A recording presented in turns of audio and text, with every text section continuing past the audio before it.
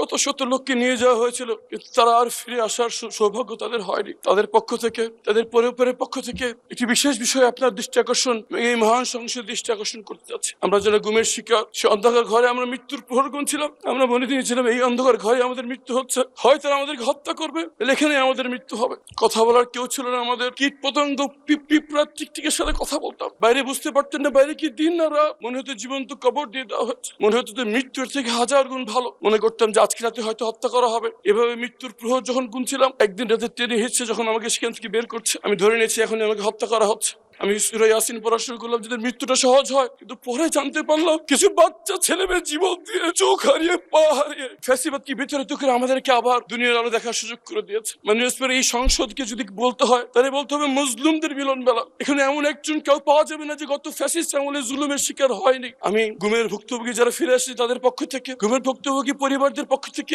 একটি বিষয়ের দৃষ্টি আকর্ষণ করছি। আমরা স্তম্ভিত হয়ে লক্ষ্য করছি আমাদের সাথে যা করা হয়েছে, এই জুলুম যদি এই বাংলার মাটিতে আর কোনোদিন না হয় সেই নিশ্চিত করার জন্য যে দুটি আইন করা হয়েছিল, গুম প্রতিকার এবং প্রতিরোধ আইন এবং মানবাধিকার কমিশন আইন, বিশেষ কমিটি এই আইনগুলো বাতিলের সুপারিশ করেছে।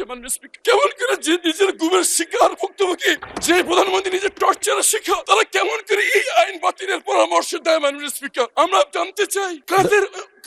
ধন্যবাদ স্পিকার, শুধু একটি কথা বলে শেষ করছি। আমাদের ভুক্তভোগীদের পক্ষ থেকে আমাদের আবেদন, যদি সরকার কোনো পরিশোধিত করতে চায় এই আইনটিকে আগে অনুমোদন দিয়ে আইনের রূপান্তরিত করুক, পরে সংশোধনী বিল এনে তাকে সংশোধনী করা হোক। যদি সেটা না করা হয়, ধন্যবাদ। 12 তারিখ এই আইনটি বাতিল হয়ে গেলে 13 তারিখ গুমের কোনো সংজ্ঞা থাকবে না। ধন্যবাদ।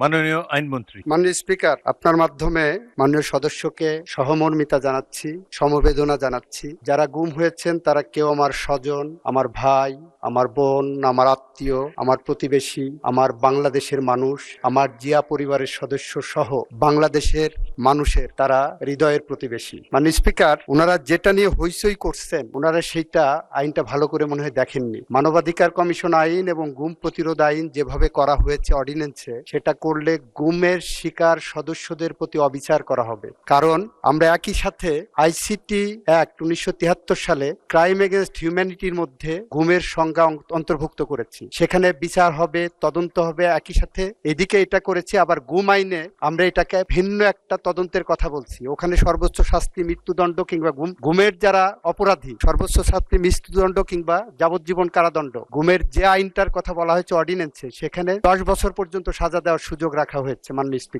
স্পিকার, মানবাধিকার কমিশন আইন যেটা করা হয়েছে, ওই আইনটা আমি যখন সময় আসবে আমি দেখাবো। এই আইনটা যদি রাখা হয় এইভাবে, তাহলে বাংলাদেশের মানবাধিকার লঙ্ঘনের শিকার মানুষজন অতিরিক্ত হয়রানি এবং মানবাধিকার লঙ্ঘনের শিকার হবেন। এই আইনের তদন্তের নামে যে টাইম ফ্রেমটা দেওয়া হয়েছে, যে কারণে আমরা বলেছি, আমরা বিশেষ কমিটিতে আলোচনা করেছি, উনি হয়তো ছিলেন না, প্রপারলি অ্যাপ্রেজড উইথ দ্য ফ্যাক্ট না। আমরা বলছি এই দুইটা আইনে আরো বেশি যুগোপযোগী, আরো বেশি জনকল্যাণমুখী, আরো বেশি ন্যায় বিচার নিশ্চিত করার জন্য আমরা এই সেশনের মাঝামাঝি বা পরবর্তীতে অংশীজনদের সাথে আলাপ আলোচনা করে পরবর্তীতে সুনির্দিষ্টভাবে বিল আনবো, যাতে করে অপরাধীরা কোনোভাবেই ছাড়া না পায়।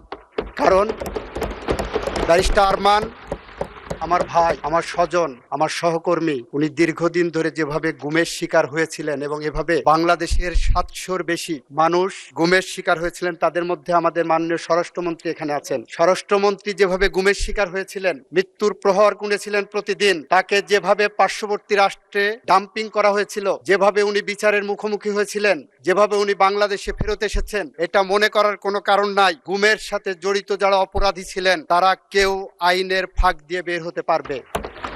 সে কারণেই আমরা বলেছি, গুমের আইনে যে সাজা প্রেসক্রাইব করছেন, গুমের আইনে যে তদন্তের পদ্ধতির কথা বলেছেন, আর আইসিটি অ্যাক্টে যে গুমের ক্রাইম এগেনস্ট হিউম্যানিটির কথা বলেছেন, দুইটার মধ্যে যাতে সাংঘর্ষিক কোনো অবস্থা বিরাজমান না থাকে, সে কারণে এই আইনগুলো আমাদের যাচাই বাছাই করা দরকার। গুম আইনে আবার মানবাধিকার কমিশন আইনের তদন্ত সংস্থাকে রেফার করা হয়েছে। এই সবগুলো আমাদের যাচাই বাছাই করতে হবে এবং আমি আশা করব যাচাই বাছাইয়ের যে প্রক্রিয়া হবে, সেই প্রক্রিয়ায় ব্যারিস্টার আরমান সহ এই সেক্টরে যারা ভুক্তভোগী হয়েছেন তারা সদস্য হিসেবে থাকবেন এবং তাদের মতামত দেবেন।